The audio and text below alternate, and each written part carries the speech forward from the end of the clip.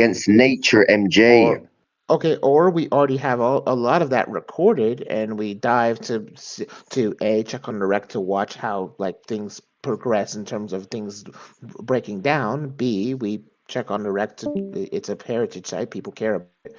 C, there's artifacts that people continuously take from it to sell off, like that's a well-known problem that's happened on it.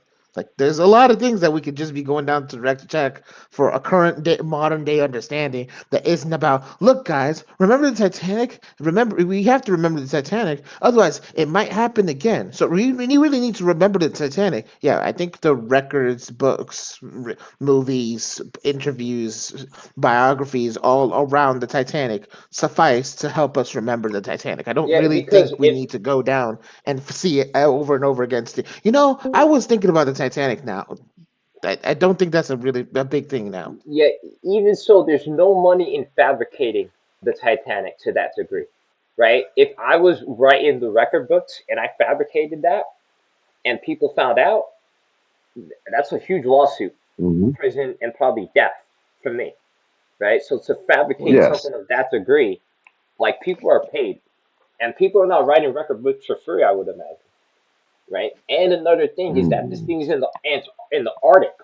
It's super freaking cold, It's right? not in the Arctic. Like, let's Titanic just get happened in that the clear Arctic. right now. No, it's not. It's in The the oh, where it's they in the have Atlantic. It's in the somewhere very Atlantic. cold, right? It's in the Atlantic, Oh, specifically so the but it Atlantic. wasn't It's not cold. in It the was like Arctic. somewhere up north. The northern part of the Atlantic, yes. It's It was not the very Arctic. very cold. Oh, no, It it was. was I think it was in that somewhat area, cold. but That's by not the Canada. point he's trying to put out, right? Okay, it was in the North Atlantic, right? 3,800 meters down. It was cold, dark, and quiet. But if the ocean can swallow something that massive and still keep moving, what does that say about how quickly life forgets even its grandest structures? Or You guys not or understanding the point I'm or getting or we're talking about an ocean like having a ship. Like, sure, the ship is big, but this is an ocean we're talking about. I don't think there's a special meaning behind the idea that if I throw something heavy in an ocean, chances are I'm not going to really be able to see it again unless I put a lot of work into it. I That's don't think that's exactly what I'm trying to extreme. point out to you. No matter how advanced we get, right, we're still guests in something larger. You know, the Titanic wasn't destroyed by Right, nature; it was but those humbled by it, right? It was it it wasn't was destroyed destroyed by by the. I nature. mean, it depends on what you mean by destroyed. If you mean if by destroyed you mean like it's no longer able to do its function, I don't know. Having a hole ripped into the side, being split in half in your sinking, and being at the bottom of an like several thousand meters below the ocean is pretty hard to do the original job of being a ship. So I like True, true. Yes, you have a point. But the ocean is the planet's subconscious. We have so much mystery down there, right? We know more about space than we know about our own ocean. Like NASA even left in 2003. They fucked off from the ocean and they went to space instead of actually exploring our own ocean. We've mapped space better than we've mapped our own depths. Down there, light bends, pressure crushes, and the silence has weight. Its mystery Exactly, is made liquid.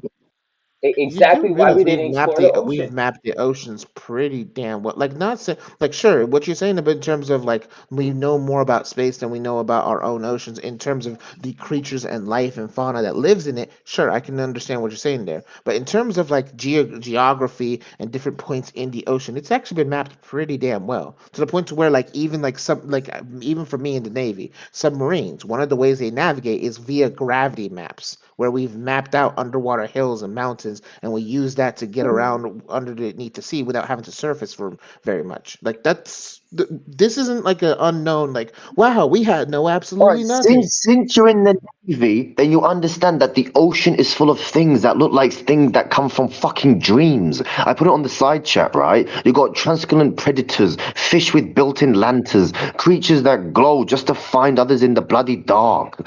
You know, we call them weird, but because they don't fit our blueprint for beauty. But they just prove that life doesn't give a fuck about looking familiar. It just wants to exist. They don't fit our blueprint for beauty. I mean, that's subjective as hell. There's plenty of people that would say, "Oh, look, the shape of these creatures is beautiful and interesting to look at." That's subjective as hell. And there's plenty of people that have like lived in continents around the world and then have been introduced or traveled to another continent and came across the fauna or animals there and been like, "Oh, wow, I have never seen this before." Rainforests are a great example of that. Yes, yes, you have a point. Speaking of oceans, I just want to point out that flat earthers like to claim that the tides, the oceans, that Yep. is the earth swallowing the water and then spitting it back out. What do you think about that, Gyro? Do you Well, agree? I mean, flat earthers are interesting. They remind us how badly humans crave certainty, right? Like when the world feels chaotic, some people would rather believe in a simple lie than a complex truth, right, Star? No, it's It's not money. really about the shape of the planet. It's about the shape of fear. The unknown, it terrifies people, it does. So they flatten reality to make it manageable. Because flat Earth isn't a belief problem, it's a Okay, and trust are you one problem. of Does that the make days? sense? Are you one of the days? Well, do you think it's ignorance or rebellion? Both. It depends on the motivations of the participant or the I say practitioner. That's not fair. Of the person who holds a belief, but it can be both. Someone could either A, be trying to deceive or trying to grift on the idea and therefore find like community or popularity with it, or B, someone could actually genuinely believe that and believe that they have a better understanding of science than most other people, and that could be a thing. Doesn't have to See, be either or. True. isn't it because of the True. money? Isn't there money in that? It depends if what you're Mhm. talking. If you're talking about like the big like names, then sure, there's money in it. But if most people who's a part of the flat Earth movement aren't going to be the household names that you know and like talk about, and therefore there's a good chance that these are people that genuinely believe it in some shape, way, or form. Yeah, and that's the power of conviction, isn't it, MJ? It bends perception, it does. You can show evidence all day, but the mind only sees what keeps its world intact. So maybe the question isn't why they believe it, but what they need that belief to protect, right? Everyone's got a version of the flat earth somewhere inside of them. The thing that they'd rather defend than outgrow, right? What's To a flat particular earther, about the flat like, Earth? well, Depends. yeah, I'm not sure if everyone has the same thing or everyone has the same. As a matter of fact, to be dogmatic is generally seen as a negative thing in most societies. Even societies that kind of like enforce policies or enforce strict adherence will say it's bad to be unreasonable. true. Dogma kills curiosity. Once you believe that you've arrived at the whole fucking truth, the growth stops, it does. And that's how religion, politics, and even science hardens its cages. But, MJ, dogma also hides a wound. The need for certainty in a chaotic world. And that's sacred. That's very sacred, man. Do you think anyone can live completely free of dogma? Or do you think we just trade one set of certainties for another? Mm, And I think we can. I think it's possible to live free, to be free of the process by which dogma comes about. So it's free. It's possible to always be inquisitive or always be wanting to learn more or being a lifelong academic. But in terms of people having like a story or a mythos by which they understand and view the world, well, that is exactly what a worldview is. Everyone has a worldview. So if that's what you're saying, then yeah, sure, everyone has a worldview and everyone is going to have a lens by which they interpret the world. Yeah, but The the mind attitude is you take with processes. that, the attitude you take with that is something that can be taught or trained or like evaluated or grows or even shrunken. It kind of depends on both the experiences and the circumstances of the individual. I wouldn't say that it's a Yeah, requirement that one must be dogmatic. I guess so. You got a point. You're onto something, I guess. But to live free of process, you'd have to live free of mind because the mind is process. It's always categorizing. It's always narrating. It's always creating meaning. So even I the would act of disagree. rejecting dogma becomes its own process. I mean, sure, I never said that one needs to live free of process. The mind is a process in of itself in terms of like being able to take in information, process information, and store information, produce an output. Sure, it's a process, but I feel like I'm not sure where you're building towards because I never made a criticism Well, against. well, but we don't see things as they are. We see things through our own bias, our own mood, our own wounds. Like you said See, before, it's see, about a that's subjective experience. Well, yeah, but then you objective and can't. There's no subjective don't facts. make objective There's and no such. subjective don't make sense if you do not define the bounds by which you're talking about it. Right. When you define a bound, then we can actually have and like what, for instance, for me personally, I tend to take things that are objective to be things that are relational. If me and set other people all see the same thing, then amongst the group, that's an objective fact. With like me, you, a number of people will all look at the sun and say, that's bright. It's kind of hard to like argue about that. Now, sure, there could be someone else that comes around and has a different standard, but that's the idea that people can have different standards or different interpretations. That's natural. People do that. Yeah, but I get that. I respect that. I do. But I mean, even objectivity passes through human lens. Yeah, facts Yeah, I know. exist. They do, That's why I said. obviously. But yeah. Yeah, that's why I said that you need to define the bounds by which you're talking about. That you can't just simply say, "Oh, it's objective," and like walk off. No, because something that might be objective in mathematics, for example, may not make much sense if you put it into like vocabulary. Letters are a great example of that in terms of being used in both vocabulary and mathematics. But the rules that you make with letters is not exactly how you would speak English or any other language, to be Yeah. honest. Okay. All right. But Okay. Okay. Let's go. Okay. Let's go step by step. Right. Objective. Let's go like the real basics. Right. Objective. It means something that's true, whether you believe it or not. Right.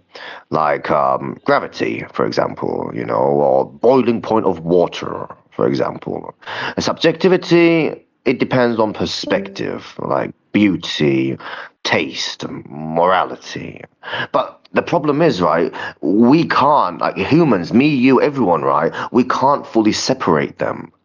The moment that we perceive an objective fact, we're already adding interpretation, aren't we? And that's why two people, like you and me, we can't see the same event and walk away with different truths. Wait, Well, So I when you, disagree with that. so No, no, no. that depends strongly on like how far, like on what you're trying to relate with. For example, with the bit you said about the temperature of water, yeah, Yeah, if we both relate have enough relation between our worldviews to be able to understand that fact amongst both of us, then the fact of water boiling at 100 degrees Celsius at facts.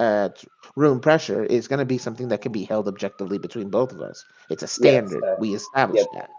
Yeah, it's a fact. Yeah. If you true. see the Yeah, car yeah, is that's, red, yeah, of course. if if I see the car is red and you see the car is red, then the car is red. That's objective fact, right? If a million people can see that car is red, that car is red, right? Right? Well, I wouldn't say that. I mean, maybe my red is different to your red. That's where qualia comes in, right? I mean, we both see a red car, we do. But what Right. I see as red and what you experience as red might not be identical, and that's called No, but we're qualia coming is, up. No, but we're coming up with the same word, right? We may have different experiences. Like you might be seeing stars and stripes, and might be seeing butterflies, but we're coming. The output is the same word. Just like MJ said, the mind is a process. We may process things but we differently, will but it's never, just we will never ever truly know if our brains paint the same shade. So when the so. What facts is this overlap, conversation experience about? is known. I don't know. The Qualia. same shade. mm, You say same shade, right? But then we Mm. need that's what language is for a frame of reference, right? That's why we have language in that first place because the shade of red, right, doesn't matter as to hey the car is red or blue, right? That's what matters Mm. to us. Like objectively, all right, True. we might perceive a different shade, right? But it has to be. I think the word practical, right? But it has to be in a All right. practical sense. You need enough information to do something with. Like knowing that is red and knowing that's a shade of red, that's just too much information you can't do. And but knowing something's red or blue, right? That's information. Maybe your daughter likes a red car, but after a Right, while, and that's the the shade of red that we see, it might differ even if we both call it the same word, because